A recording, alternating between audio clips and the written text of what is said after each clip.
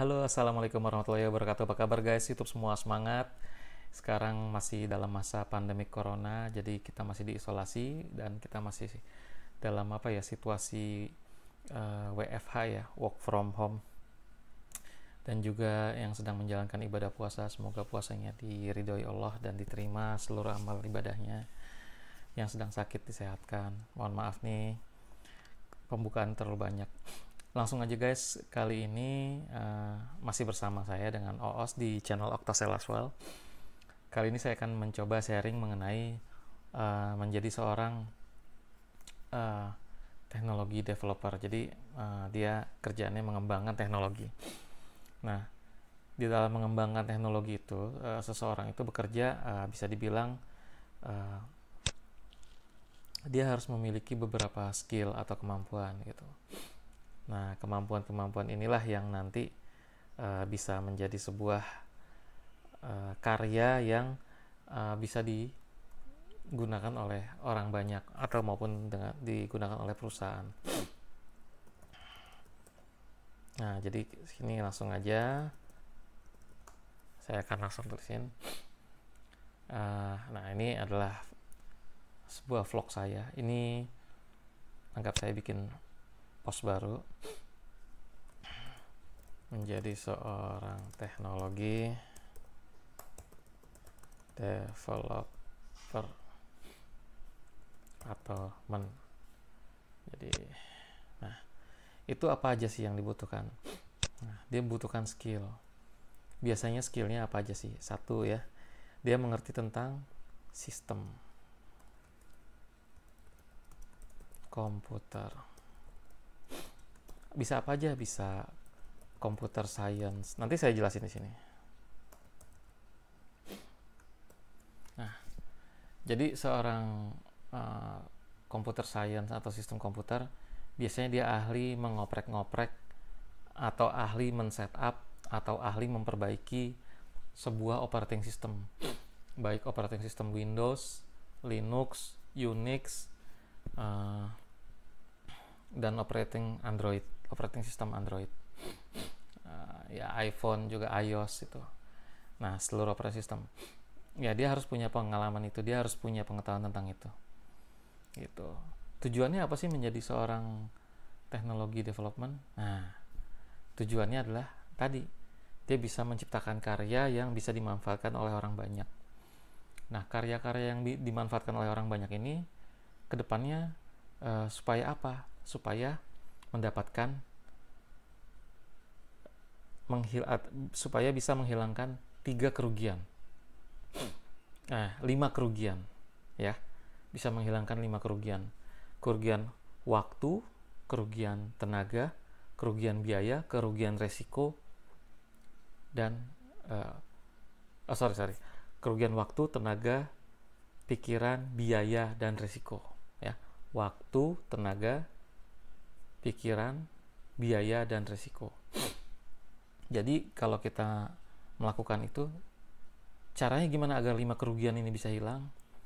Yaitu dengan 3 cara efektif. 3 metode yang paling bagus, yaitu 1, efektif, efisien, optimal. Oke.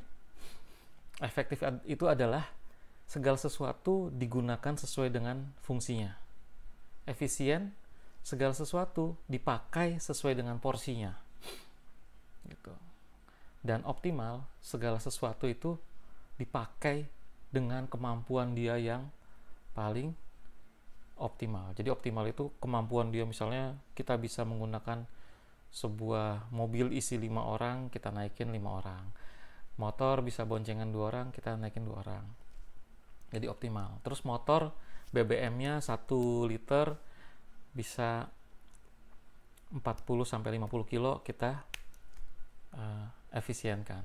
Efektif, kita ke sana dengan jarak sekian macet, kita menggunakan motor, itu efektif. Berarti menggunakan motor efektif, boncengan berdua, bahan bakarnya irit gitu ya. Kalau lancar ya resikonya bahaya. Kenapa? Karena nanti ngebut jadi pakai mobil. Nah, jadi bisa diukur dari situ.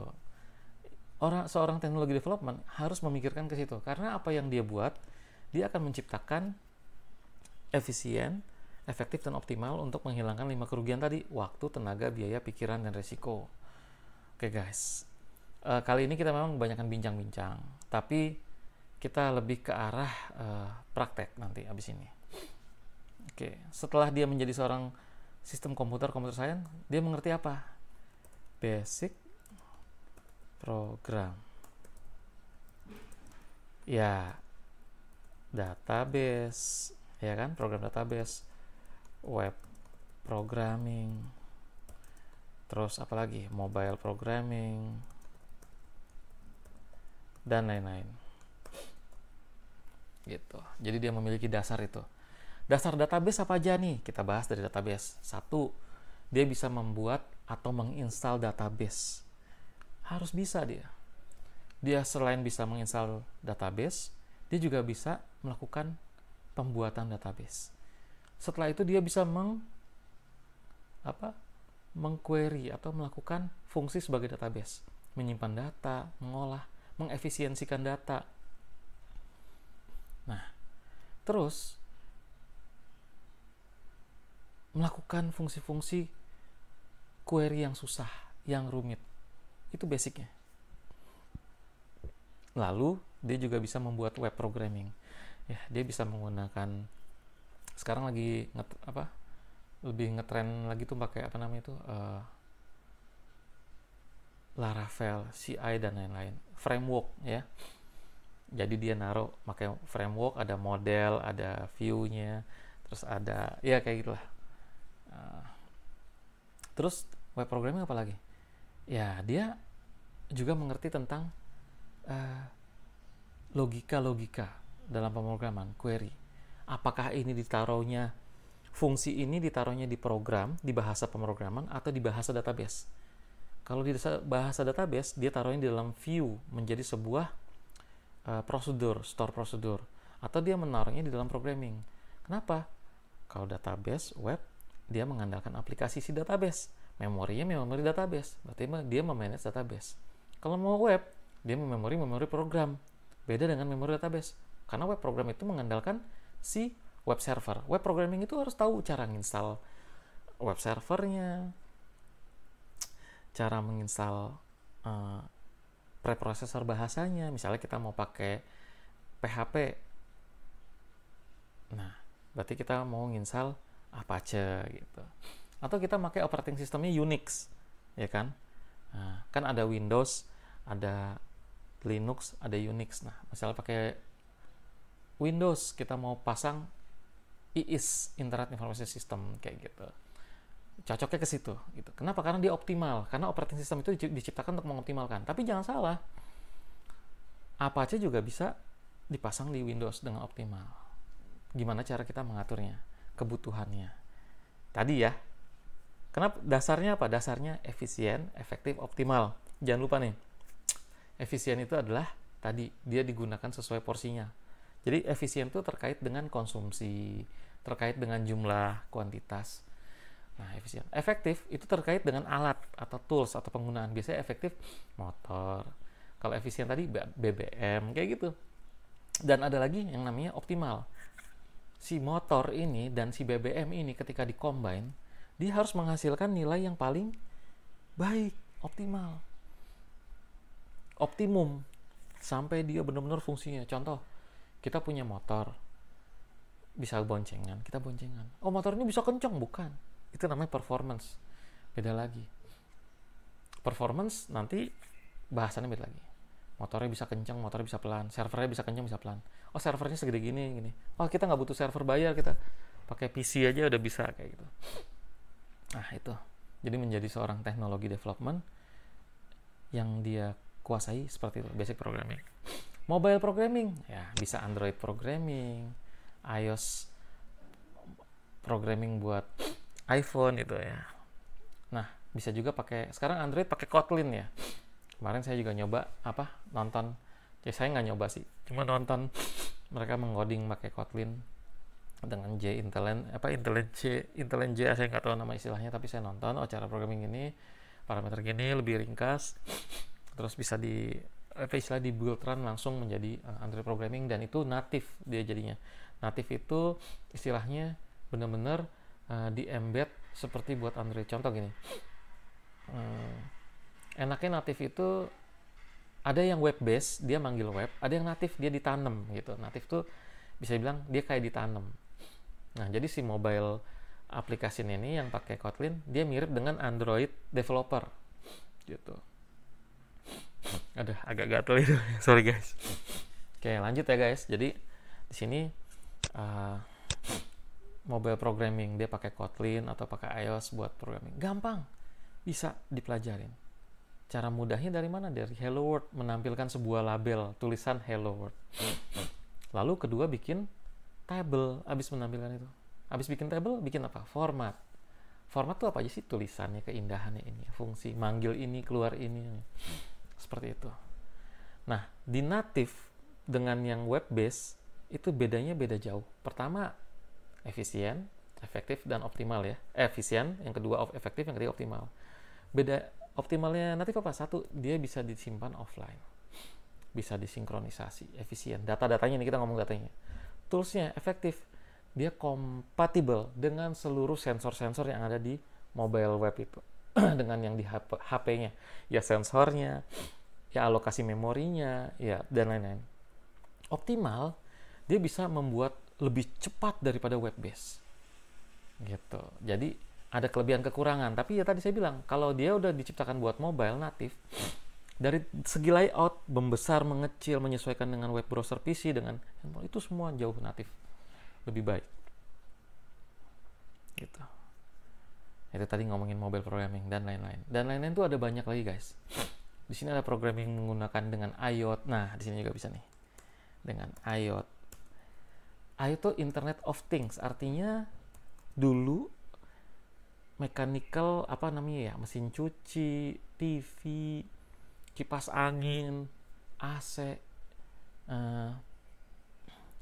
robot buat apa sih namanya? Buat ngebersihin, mesin minuman air, dispenser, itu semua udah dipasangin modul yang bisa otomatis. Modulnya bisa ngontrol, monitoring. Itu IoT. Ya, Internet of Things. Nanti di sini ada lagi namanya Arduino. Sebuah ya kayak PC kecil microprosesor, kontrolnya kayak komputer kecil lah. Yang hemat energi, yang bisa dipasangin baterai doang dan dia bisa menjalankan fungsi di program. Ada lagi apa namanya tuh saingan Arduino tuh ya pokoknya sejenis itulah.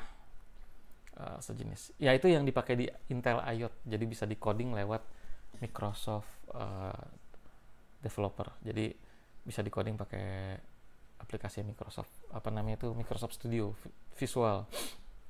Nah, itu di IoT-nya itu. Saya lupa lagi nama istilahnya, kebanyakan. Jadi ada Arduino, ada saingannya. Nah, itu seperti itu. Nah, itu dia bisa menguasai ini. Ya kita pindahin aja. Oke. Jadi dia menguasai IoT, Arduino gitu. Nah, kita coba ya di sini ya. Saya lupa namanya. Raspberry Pi ya, Raspberry. Raspberry Pi. Nah, ini IoT, Arduino, Raspberry Pi gitu. Atau kalau yang mau lebih hebat lagi, bikin sendiri menggunakan PPI. PPI itu PPI 8255. Ini dulu saya bikin lengan robot. Maaf, saya dengan teman-teman saya di kampus, saya cuma bantu-bantu aja. Yang bikin teman-teman saya cuma bantu-bantu. Kita membuat lengan robot menggunakan PPI 8255. PPI itu Programmable Peripheral Interface. Menggunakan IC 8255, dia memiliki port ABC. Port ABC ini masing-masing ada 4 ya. Jadi nanti diisi motor stepper ya portnya itu. Gitu. Nah, motor stepper itu motor yang mempunyai 4 tegangan. Ada 4 kutub ya. Jadi kalau kutub yang dikasih 1 ini, si magnetnya bergerak ke sini. Dikasih 2 ini di tengah-tengah. Kalau yang dikasih ini, jadi ada 4 nih. Ini anggap aja kutub, ini magnet. Kalau dikasih tegangan dia ke sini. Kalau dia dikasih tegangan yang jari manis sama tegangan dia ke sini. Terus kalau jari manis sama jari ini kasih tegangan, dia ke sini gitu, jadi dia muter gitu. Nah kayak gitu. Seorang teknologi development dia juga harus mengerti itu. Dia juga harus buat, ya minimal dia baca, tahu, ngelihat, tapi dia harus bisa buat itu. Oke. IoT, kita bicara tentang IoT. Tadi kita udah bahasa basic programming ya, database sudah. IoT itu adalah Internet of Things, itu istilah yang diambil oleh orang-orang Microsoft. Kalau saya sih bilang kan nyebutnya interfacing zaman dulu. Zaman dulu itu istilahnya interfacing. Tahun 90, 80, 90-an interfacing hardware. Apa aja yang di interfacing di hardware? Jadi sebelum ke IoT ya. Yaitu tadi saya membuat menggunakan PPI 8255. Ada port ABC 3 buah port dibagi interfacing hardware PPI 8255. Jadi kita bikinnya tuh slot input output di PC ya, pakai komputer program, pakai set kita digambar sendiri pakai rugos gitu, kayak rugos, terus di etching menggunakan ferrichloride buat mengelarutkan cairan. Jadi yang ditutup rugos itu dia nggak larut gitu. Jadi sebenarnya dia kayak papan plastik gitu, kayak papan plastik itu dilapisin tembaga. Nah, tembaganya nanti dikasih rugos buat membentuk sebuah rangkaian listrik. Nah, kita bikin I/O itu untuk 8255. Lalu kita habis bikin 8255, kita bikin port buat penggerak motornya.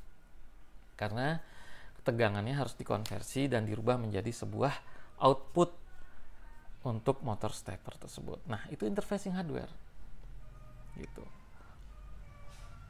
Central Processing Unit atau tempat mengolahnya, sorry guys backgroundnya, karena saya males ngerekam di ruang atas. Oke, kembali lagi ke topik. Jadi dia butuh motor ya, jadi motor driver buat menggerakkan. Nah, itu interface-nya PPI 825. Itu zaman dulu banget. Nah, ntar dikasih relay, dikasih segala macam buat bisa memutus atau menjalankan. Jadi jalan nih motor yang satu, oke, motor dua. Nah, jadi ini lengan robot ya. Di sini ada motor buat gerakin lengan. Setiap ini, di sini kasih motor lagi buat gerakin. Ini juga dikasih buat gini. Dan ini juga dikasih buat nyapit. Nah, jadi ada 1 motor, 2 motor, 3 motor, 4 motor. Terus dikasih sensor buat tegangan capitnya, namanya strain gauge. Jadi berapa gauge, strain gauge itu tulisannya. Itu buat tekanannya berapa. Jadi kita masukin, oh nanti kerjanya buat ngangkat telur. Nah, telur keberapa kekuatannya gitu. Ada PSI, dia pakai PSI, kita konversi menjadi voltase dari voltase. Nah, itu kayak ada juga servo, bisa pakai servo. Itu servo itu kayak motor stepper, cuman dia bisa diatur. Jadi misalnya kita bikin pakai potensio gitu ya, atau pakai puteran, itu bahasa awamnya, diputar sedikit dia geraknya sedikit, diputar banyak dia banyak. Itu diputar kenceng dia kenceng, banyaknya sesuai, derajatnya sesuai dengan putarannya. Gitu guys.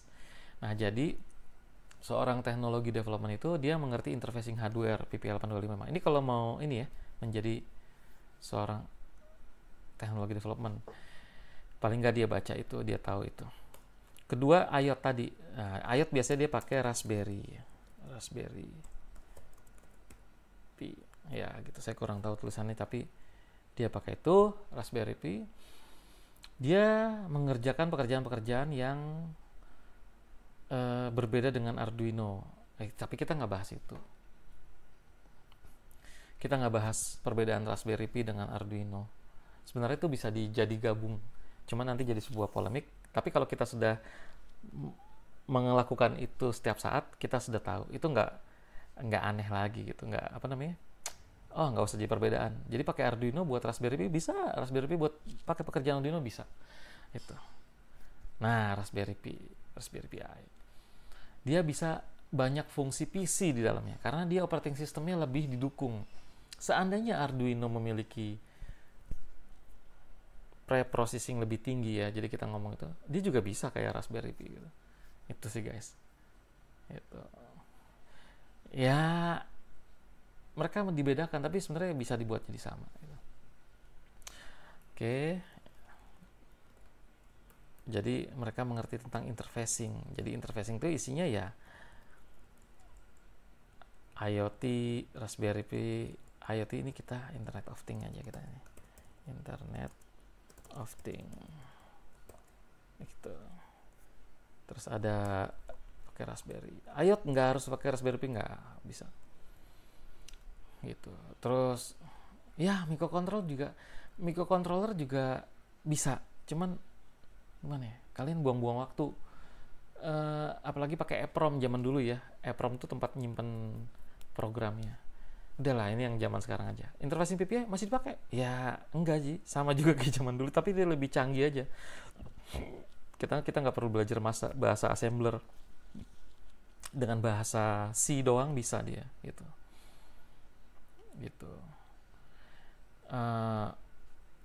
Basic programming ini tadi saya lupa ada namanya. Sebelum database web programming di sini ada namanya bahasanya tuh bahasa compiler. Seperti C, Pascal, terus Basic yang bisa mengontrol hardware juga ya, bahasa Basic gitu. Dan iya sejenisnya. Jadi bisa bahasa compiler kayak C, Pascal, Basic, database itu belajar tuh kita lakukan itu. Belajar pakai bahasa C buat bikin ngegerakin lengan robot dulu ya, kayak gitu seperti itu. Nah, itu basic itu tuh. Terus jadi tahu tuh gitu. Nah, kita bukan lagi bahas menjadi seorang hacker, tapi menjadi seorang teknologi development. Nah ini kekuatannya di 3 itu, ya kan? Nah yang keempat baru belajar tentang SOP. Nah ini penting banget. Standar operasional, bahasa Indonesia deh, prosedur. Jadi prosedur dalam melakukan standar operasi. Contoh gini, Pak saya mau masak nasi pakai rice cooker. Pertama masukkan air ke dalam rice cooker selevel ini, kalau 5 liter. Nanti masukin berasnya, cuci dulu segini, berasnya segini, airnya segini ya. Jadi masukin air dulu segini, terus beras, nanti pas diisi jadi segini, naik dia, jadilah berasnya nasi. Nah itu standar nasinya.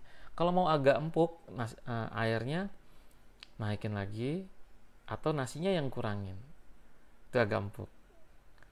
Agak keras, airnya dikurangin atau nasinya dibanyakin. Nah itu karena standar operasional prosedur adalah sebuah proses atau sebuah prosedur ya, yang kalian harus tahu adalah prosedur manualnya dulu gitu.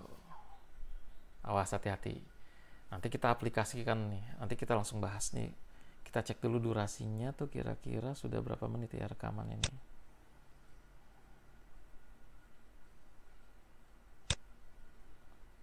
...23 menit ya. Oke, masih ada waktu. Oke, setelah tahu apa aja sih yang perlu dipelajari standar operasional, yaitu prosedur waktu dia mengerjakan manual. Prosedur manual. Contoh prosedur manual ya. Saya punya sebuah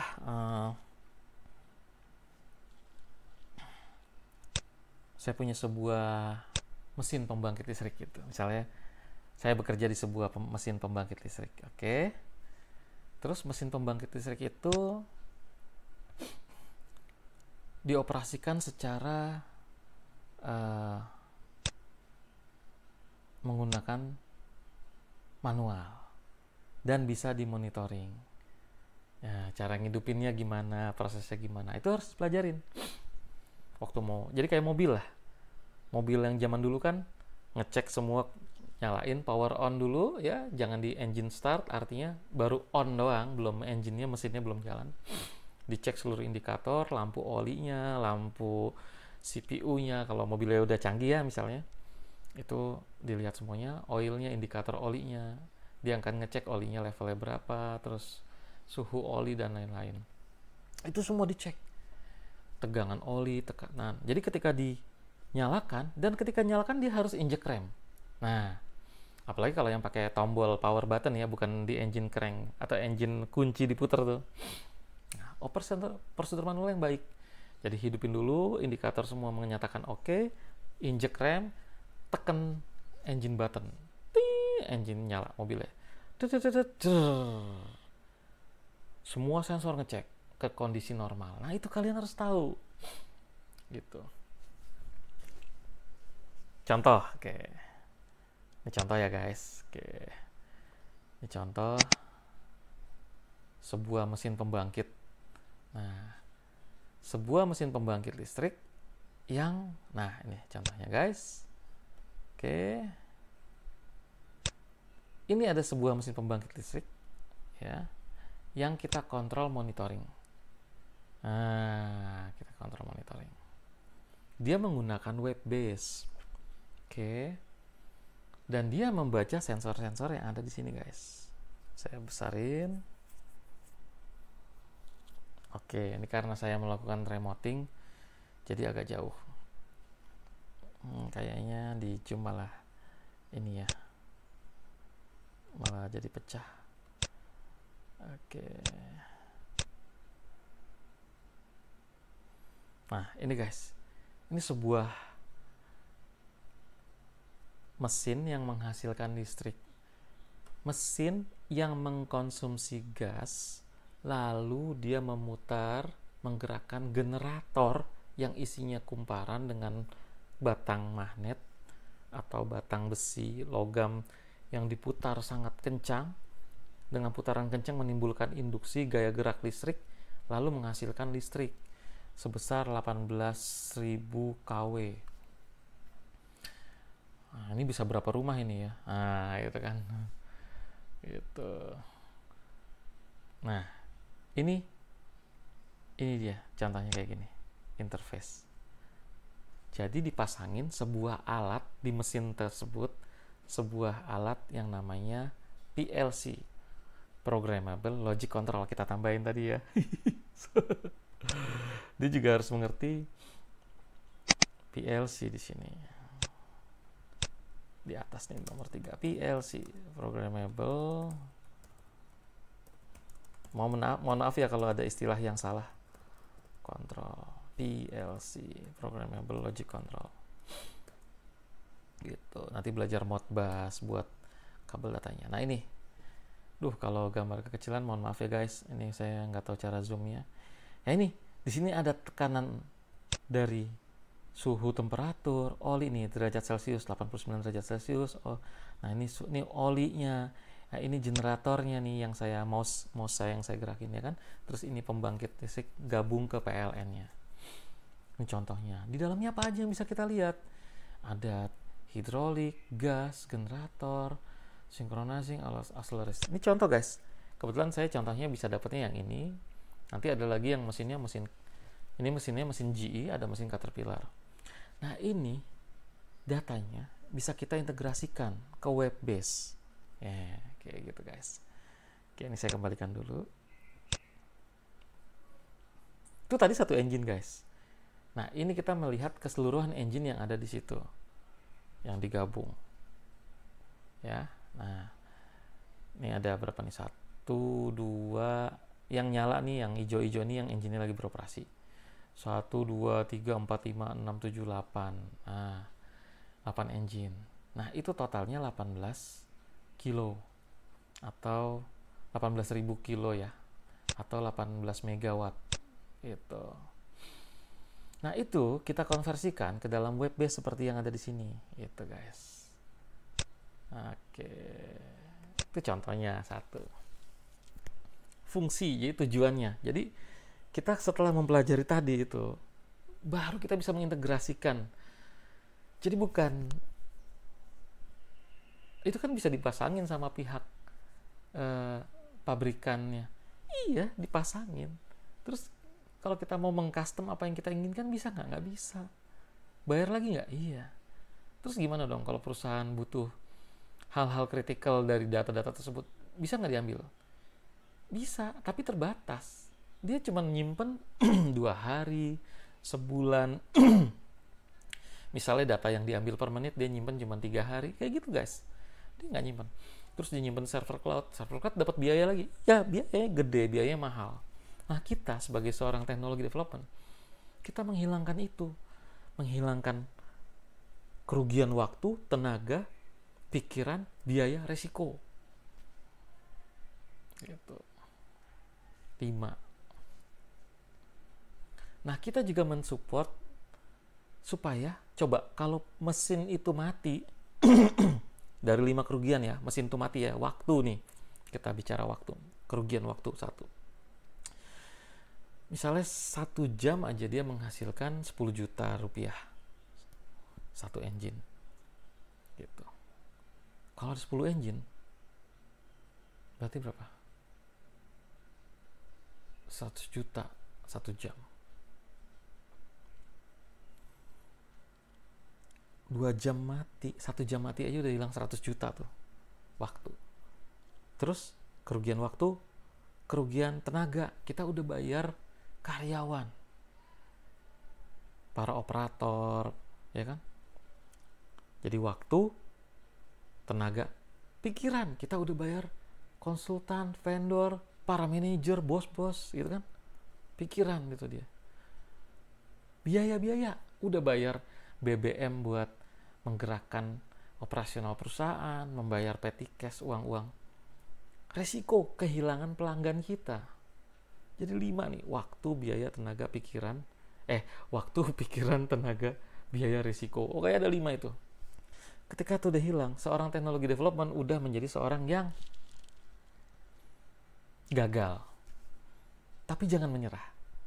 Kalau udah gagal, jangan berhenti. Maju lagi. Itu guys. Tadi saya udah kasih contohnya guys, seperti itu. Nah, kita lihat dulu durasinya udah berapa lama. Ya, mohon maaf kalau kepanjangan. Aduh, oke. Maaf guys, agak sedikit. Karena nih, nah udah 32 menit. Nggak apa, kita lanjut ya guys. Oke, kita lanjut. Oke. Oh ya, ngomong-ngomong, pakai aplikasi apa sih ngerekam biar ada orangnya, terus ada ini ya, pakai namanya Active Presenter, free kok. Kalau yang bayar fiturnya lengkap, kalau yang free ya dia sekedar rekam sama buat ngedit simple. Oke, lanjut guys. Jadi dia tahu SOP, Standard Operational Procedure, yaitu prosedur secara manual gitu. Mantap ya guys ya. Jadi seorang teknologi development tuh cuma diceritakan dalam kurang waktu 1 jam kita udah tahu. Terus teknologi development ilmunya kepake di mana aja? Tadi industri-industri yang masih manual bisa kita bikin jadi otomatis, bisa di monitoring, dikontrol. Kenapa sih di monitoring, kontrol? Ya udah kita di situ aja. Jangan. Kalau Anda sebagai pengambil keputusan atau seorang CEO atau seorang GM, General Manager, yang ingin mengambil keputusan terhadap data-data produksi, maka kita nggak bisa mengandalkan monitoring yang ada di plan atau site plan. Itu namanya lokasi tempat engine tersebut atau tempat produksi tersebut. Kita harus bisa mantau di mana saja. Gitu guys. Nah, gitu. Jadi kalian buat sebuah sistem, namanya asset management system. Jadi memantau kondisi keseluruhan. Gitu. Ya, ini cuma contoh aja gitu guys, cuma contoh. Nah, contohnya yang ada di sini. Oke, ini datanya data dummy guys, bukan data asli, cuma contoh doang. Nah, seperti ini. Di dalamnya itu saya nggak buka datanya. Ini hanya sharing pengetahuan. Di dalam itu ada asset management di sini. Ya guys ya. Jadi ada scheduling, planning, eksekusi, monitor, ada KPI, equipment status. Ada report dashboard, ada report seperti ini guys. Saya nggak perlu klik dalamnya. Ini dirancang, ada yang manual input dan otomatis input. Nah, inilah manual input dan otomatis input ada di sini. Input diproses, nanti di manage di sini. Ini manage semuanya. Setelah di manage, dikonsumsi oleh manajemen. Nah, tadi ada input dilakukan proses di sini, ya kan? terus di proses di sini, hasilnya report di sini. Itu guys, ini teknologi, jadi bukan sekedar web base. Oke. Silahkan ya yang lagi puasa ya, kalau ada yang ini mau di pause dulu boleh, silahkan untuk ini ya. Kita kembali lagi ke sini. Oke. Jadi harus tahu tadi prosedur secara manualnya ya. Standar prosedur yaitu prosedur secara manual, prosedur mengoperasikan secara manual. Tadi dulu, itu kan industri Pak. Sekarang kalau bisnis kayak ojol, sama. Ojol, Grab, Gojek, sama persis. Kita menghilangkan 5 kerugian. Ya. Waktu, pikiran, tenaga, biaya, resiko. Buat ojol, Grab, Gojek, ini bukan iklan, sama guys. Sama. Menjadi seorang teknologi development bisa mengurangi itu.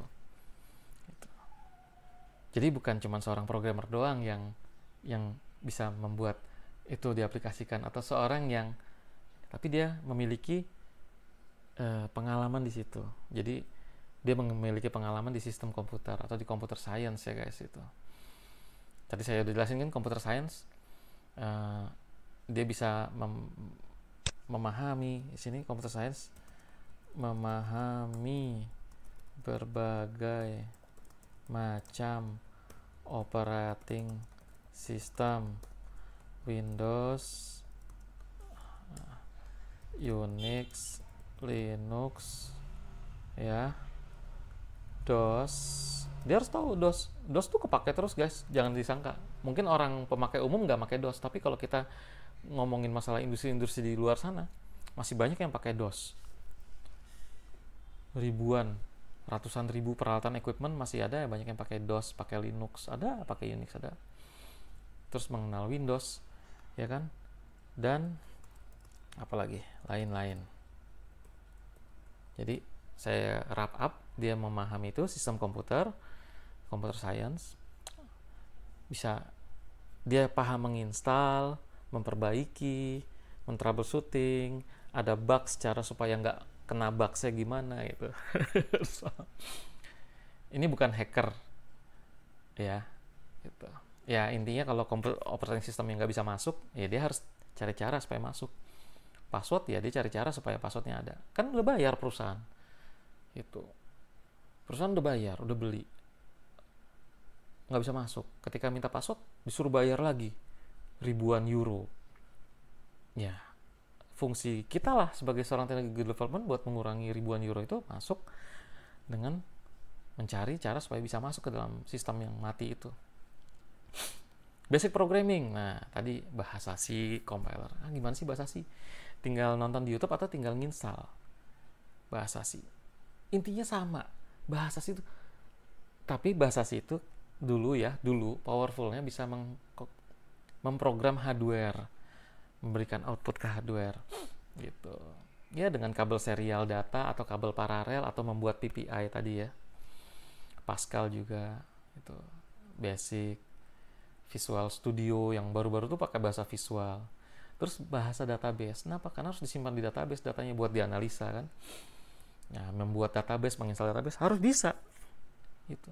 Web programming dia bisa membuat web, bisa itu harus pengalaman. Mobile programming dia bisa membuat mobile Android, iOS. Nah, buatnya kayak apa? Ya buat simple, cuman bikin label, tabel, button. Diklik larinya ke sini, diklik lari sini, diklik ini hitung. Kalkulasi, jumlah, tambah, ambil data. Ngambil datanya kemana? Ke database. Ngambil datanya kemana? Ke API. Nah, itu ada lagi API. Nah, API baru yang terakhir setelah ini, setelah tahu ini, kita udah mengerti semuanya, kita membuat API. Itu. API itu sebenarnya kayak aplikasi interface antar bahasa. Jadi misalnya saya punya operating system dari bahasanya Windows, programnya diinstal di Windows. Nah, program ini mau kita interfacing menjadi aplikasi di Android. Nah, ditampilkan di web base. Nah, padahal tuh zaman dulu kuno ya kan. Nah, pakai API, kita buatkan API-nya, dia akan berubah banyak. Biasanya kita API, JSON, terus apa lagi ya, dan lain-lain. Ya gitu. Kalau API kan biasanya disediain ya. Siapa yang nyediain? Biasanya yang nyediain API itu si developer. Contoh kita beli aplikasi Oracle, beli aplikasi ERP, Microsoft Navision, beli aplikasi SAP. Nah, itu ada API-nya. Terus kalau kita nggak beli yang aplikasi mahal, ya kita bikin namanya pakai JSON. Jadi kita bikin API sendiri gitu. API bisa bikin sendiri? Bisa. JSON bisa. Contoh. Oke. Saya connect dulu menggunakan VPN. Nah, ini operating system. Nah, saya menggunakan VPN, saya connect. Saya kasih contoh dulu. Saya nggak connect VPN ya. VPN tuh jadi kayak private network, kita di LAN seolah-olah. Jadi cuman manggil IP. Padahal dia di tempat yang berbeda di ini. Nah, ini dia nggak bisa masuk kan guys. Nah, kalau saya menggunakan nggak bisa connect ya. Nah, saya sekarang gunakan VPN. Nah, seolah-olah saya berada di jaringan di kantor saya. Kalau saya connect menggunakan VPN. Nah, saya masuk ke dalam Windows-nya. Nah, nih kita bikin sendiri seperti ini. Oke, ini saya berdua, ini contoh ya. Saya bikin dengan tim saya, dengan Om Tanto. Gitu. Berdua aja kita bikinnya. Oh, maksudnya yang lain ikut membantu mensupport. Jadi banyak yang yang terlibat kami berdua, tapi yang lain membantu gitu. Ya, jadi bikin bukan cuma berdua gitu. Sorry. Nah, ini ada interface. Nah, ini interface. Interface ini kita buat di sini bahasanya. Nah, ini. Ini dibuat sama tim, kita bikinnya bareng. Gitu. Yang ngoding dengan Om Tanto, ya kita bareng lah. Om Tanto ngoding, saya bantu algoritmanya, harusnya gini-gini. Terus di sisi masuk ke Windows-nya, masuk ke ini ya. Karena kita harus tahu proses di belakangnya, ya kan, operating systemnya gitu. Kita bikin interface. Interface ini lalu di running, di schedule di sini.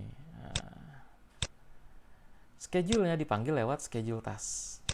Nah, ini schedule task kita bikin. Nah, ini sedang running nih. Kalau berhenti ready. Ya, kalau running ini ya, ini server 1. Ini beda-beda server nih.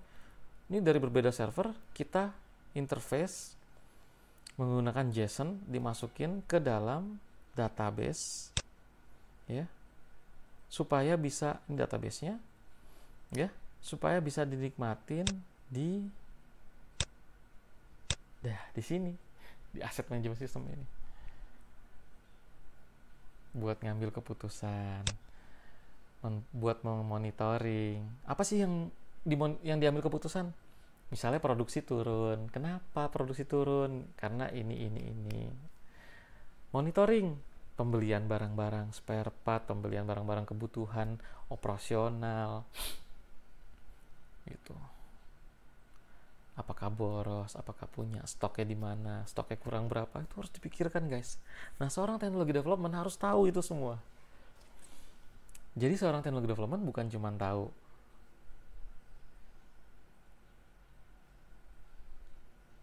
sebatas bahasa program dan ini, enggak. Dia harus tahu semua. Urusan legal, SOP, SLO jenis gas. Engine itu gasnya ada apa aja sih? Ada gas natural, dia bisa pakai biogas, dia bisa pakai gas oil gas, dia bisa pakai gasnya, macam-macam. Itu. Kok banyak amat ya, ribet banget ya. Itulah manfaatnya menjadi seorang teknologi development yang dia mengembangkan sebuah teknologi di situ gitu. Dan dia juga seorang sistem integrator, ya dia juga seorang programmer gitu. Nah, inilah ilmu yang di leverage Jadi dengan kelima ini, nah yang terakhir adalah belajar istiqomah. Istiqomah tuh tetap, misalnya kita udah bagus, tetap jangan berubah-berubah, tetap bagus atau lebih tingkatkan lagi. Gitu. Belajar istiqomah, ya tingkatkan iman dan otomatis harus bertakwa. Jadi sebaiknya yang kita harus istiqomah mengerjakan sesuatu, terus ketika kita berhasil, kita bersyukur, gagal juga bersyukur, karena iman kita di situ hanya kita sendiri yang tahu dan Allah. Dan terakhir takwa. Takwa itu artinya ya, ini kita nggak ngomongin agama ya, artinya ya bertambahnya iman akan mengisi ketakwaan kita, gitu loh. Itu ya ibarat kendaraan, ya bahan bakarnya iman, takwanya mobil. Jadi kita memindahkan sebuah mobil itu dengan bahan bakar, ya seperti itulah. Nomor 6, jadi jangan berhenti belajar. Lelah, godaannya apa sih? Main game, belanja gadget, nonton lucu-lucu tuh buat saya ya silahkan, tapi mungkin nanti lama-lama paham bahwa yang kebanyakan lucu-lucu tuh mengurangi kecerdasan ya, kalau saya sih gitu. Kenapa? Karena dia kecerdasannya dipakai buat ngelucu gitu, dan ketika lucu itu lucu itu habis dimakan waktu, zaman dan usia. Tapi kalau belajar dia nggak akan habis dimakan waktu, zaman dan usia. Jadi legasi itu nggak habis dimakan waktu, zaman dan usia. Jadi mau kapanpun ini pun dia akan terus berkembang. Nah itu guys, jadi tadi saya kasih contoh sampel menjadi seorang teknologi development, menjadi seorang research and development, itu ya, atau riset ya bahasa kerennya R&D ya, research and development. Nah, menjadi seorang teknologi development atau research and development, itu siapapun bisa itu. Ya basicnya itu tadi. Sistem komputer ya, teknologi sekarang, nggak perlu ke zaman dulu, yang sekarang aja itu. Oke guys, silahkan bertanya di komen. Insya Allah saya niat membuat ini untuk untuk orang banyak, insya Allah. Dan tujuan saya adalah semata-mata untuk Allah semata. Silahkan jika ingin ada diskusi, pertanyaan, atau mohon maaf kalau ada yang salah-salah tadi kata-kata yang saya sebutkan, koreksi. Tapi inilah yang saya lakukan seumur hidup saya gitu. Sekian dulu, terima kasih banyak. Assalamualaikum warahmatullahi wabarakatuh. See you guys.